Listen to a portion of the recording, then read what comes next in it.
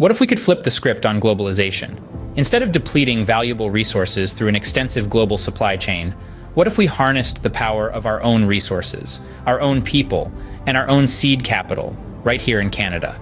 Canada has a rich literary history, a history deeply rooted in the colonial era and shaped by the British Empire. Our nation has been a fertile ground for the evolution of unique and legitimate literary vocabularies, traversing through modern and postmodern times and now emerging into the meta-narrative era. Our country is home to a treasure trove of writers and writings, and relies heavily on the arts and letters for its modern identity. Our Charter of Rights and Freedoms in many ways is not just a legal document, but a piece of poetry. It's filled with contradictions that make it more akin to literature than legal code. Yet, despite our literary inclinations, the question remains, how can we create a self-sustaining literary industry in Canada? How can we encourage our writers to write more, our readers to read more, our publishers to publish more, and our printers to print more? Imagine a future where a new school of Canadian literature is established in our northern hinterlands.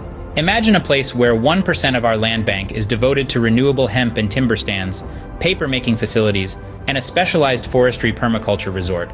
Imagine a publishing community nestled in the heart of our nation, addressing national concerns and creating a literary utopia. In this envisioned future, we also see a national poetry school, where tuition is free and students are paid to study. This is a place where the history of literature is studied alongside the creation of new works by authors and printers, under the watchful eyes of experienced publishers. This is not just a dream, this is a viable model for a self-sustaining literary industry in Canada.